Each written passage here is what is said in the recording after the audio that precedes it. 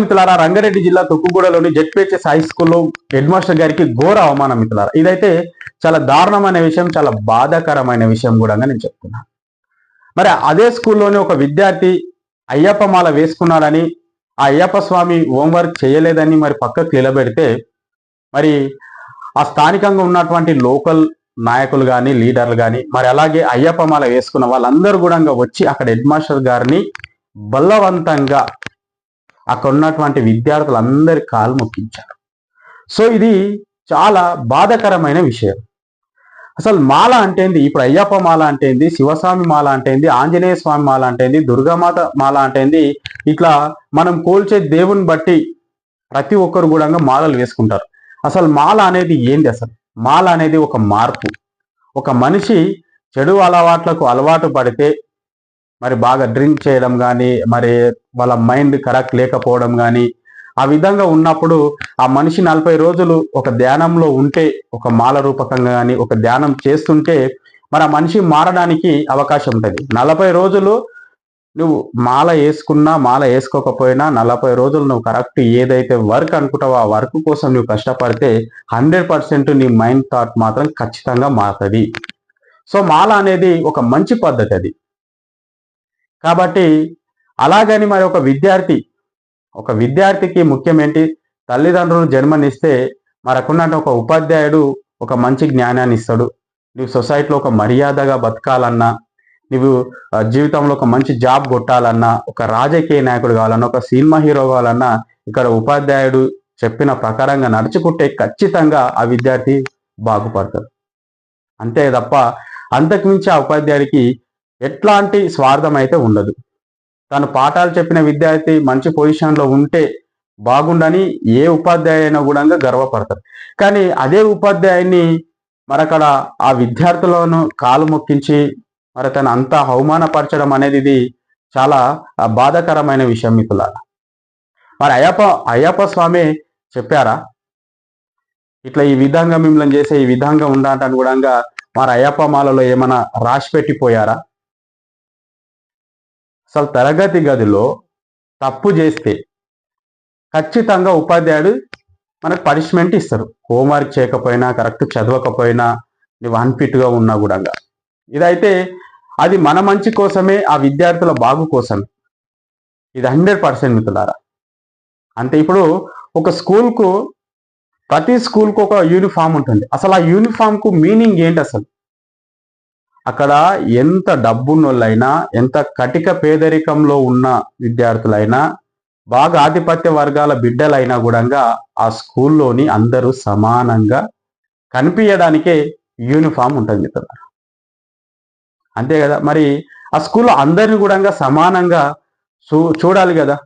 మరి ఇక్కడ ఎవరు కూడా స్పెషల్ ఉండరు. ప్రతి ఒక్కరికి అదే విద్య చెప్పాలి, అంతే జ్ఞానం ఇవ్వాలి. కాకపోతే కొంతమంది ఇంట్రెస్ట్ బట్టి కొంతమంది విద్యార్థులు చెప్పిన వినరు. కొంతమంది విద్యార్థులు ఇంకా తెలుసుకోవాలి, నేను జీవితంలో ఇది సాధించాలి అనే వ్యక్తులకు ఇంకా ప్రోత్సాహం కల్పించేది కేవలం ఒక ఉపాధ్యాయుడు. మరి అలాంటి ఉపాధ్యాయులను మరి అవమానపరచడం అనేది ఇది చాలా బాధాకరమైన విషయం. ఇది సొసైటీలోని అస్సలు ఇది మంచి పద్ధతి కానీ కాదు. అలాగని ఇప్పుడు అతను చేసినటువంటి పెద్ద తప్పేంటి? అసలు హెడ్ మాస్టర్ గారు వాస్తవానికి 60 సంవత్సరాలు ఉన్నటువంటి హెడ్ మాస్టర్ సార్ గారు, అతనికి మనమడి ఏజ్ అనుకో. ఆ విద్యార్థికి ఉన్నటువంటి అతని మనమడి ఏజ్ అంటే అతను ఎంతో మంది విద్యార్థులను తయారు చేసినటువంటి ఒక మంచి గురువు. అంతే కదా.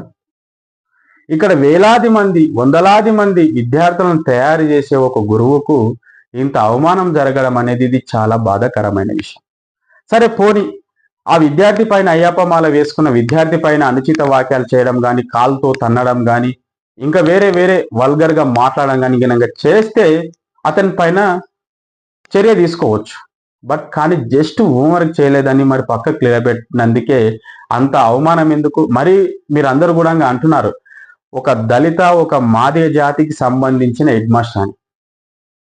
ఒక ఉపాధ్యాయుడు మాదిగ అయితేంది, మాల అయితేంది, ఎవ్వరు కాని బై, ఒక కాపు కానీ రెడ్డి అని ఎవరున్నా కూడా ఒక ఉపాధ్యాయుడు ప్రతి ఒక్కరికి సారే, గురువే, అందరు కూడా ఉపాధ్యాయుడు. మరి అక్కడ మీరు క్యాస్ట్ ఫీలింగ్ తోటి మీరు అతన్ని అవమానపరచడం అనేది ఇది చాలా బాధాకరమైన విషయం కదా. మరి ఇలా చేయడం అయితే తప్ప రైటా, ఇది మీరే గుణంగా ఆలోచించాలి మిత్రులారా. సో ఈ విషయాన్ని 100%గా ఖచ్చితంగా ఖండిస్తున్నా. ఎక్కడ కూడా లేదు అంత ఘోరంగా అవమానపరిచిన మాత్రం ఈ సంఘటన చూస్తే కంట్లోకించి నీళ్ళు వచ్చాయి వాస్తవానికి. అసలు ఏంది అసలు ఈ సొసైటీ, ఈ సమాజం ఎక్కడుంటుంది అసలు? విద్యార్థి ఇప్పుడు అదే అయ్యప్ప మాలలోని ఇప్పుడు కొంతమంది స్టార్టింగ్ లో అయ్యప్ప మాల వేసుకుంటే అతన్ని ఒక స్వామిగా పిలుస్తారు. తర్వాత కొంచెం సీనియర్ మాల వేసుకున్న స్వాములను ఇంకో కొంచెం మర్యాదగా చూస్తారు. అంటే వాళ్ళకు ఒక హోదా ఉంటది.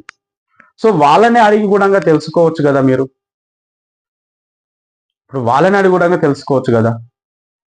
సో అట్లా అడుగుకోరు, తెలియరు, సబ్జెక్ట్ తెలియదు, ఏం తెలియదు, డైరెక్ట్ వస్తారు. అక్కడ ఉన్నటువంటి ఆ సార్ గారికి, అక్కడ ఉన్నటువంటి ఏదైతే హెడ్ మాస్టర్ గారు అక్కడ అవమానపరిచిండ్రో తను మనస్తాపానికి గురై మరి ఏమైనా చేసుకుంటే ఇది ఎవరి బాధ్యత? అక్కడ ఎవరు నష్టపోతారు? విద్యార్థులను నష్టపోతారు కదా. దీని పట్ల కనీసం సోయిగుణంగా లేదా?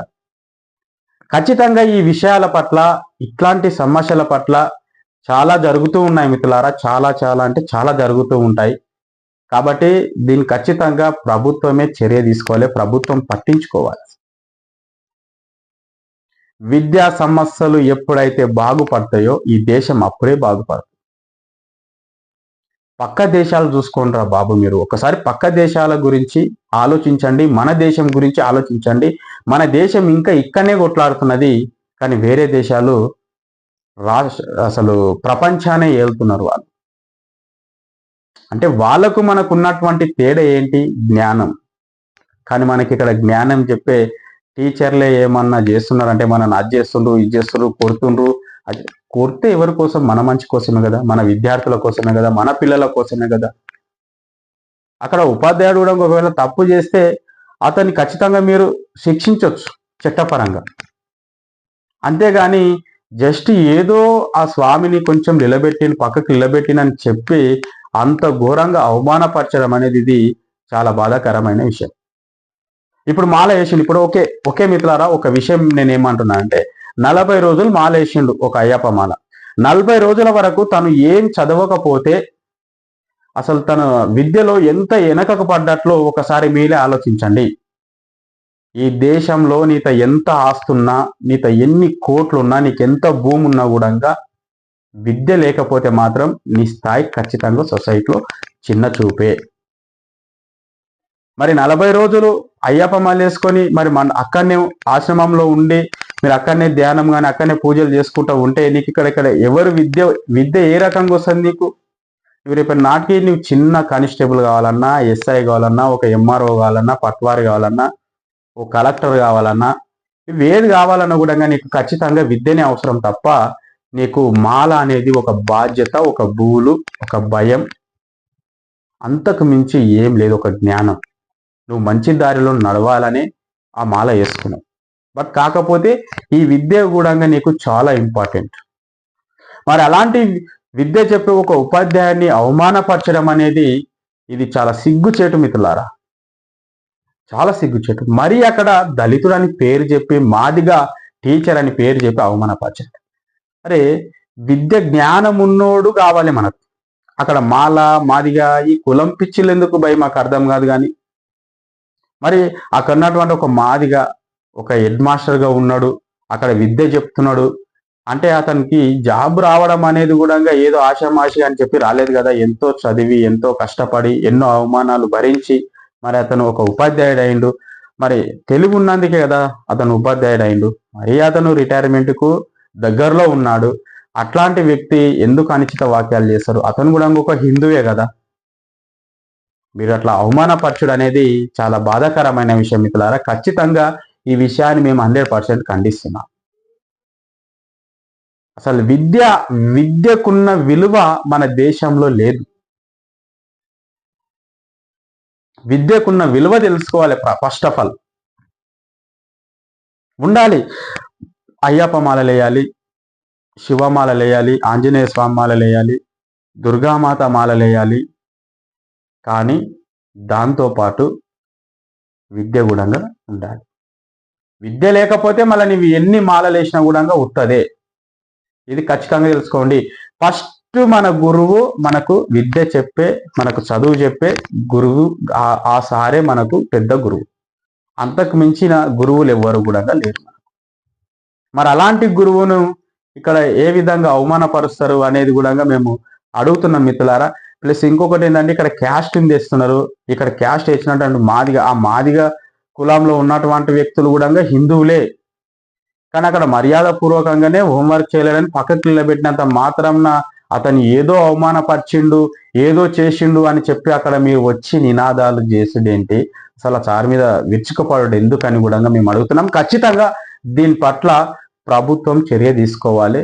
చర్య తీసుకొని అక్కడ అవమానపరిచినటువంటి సివిల్ ఏవైతే లోకల్ నాయకులు వాళ్ళందరి గుణంగా ఖచ్చితంగా చట్టపరంగా శిక్షించాలి. అతనికి జరిగిన అవమానం అంతో ఇంతో కాదు, చాలా ఘోరమైన అవమానం.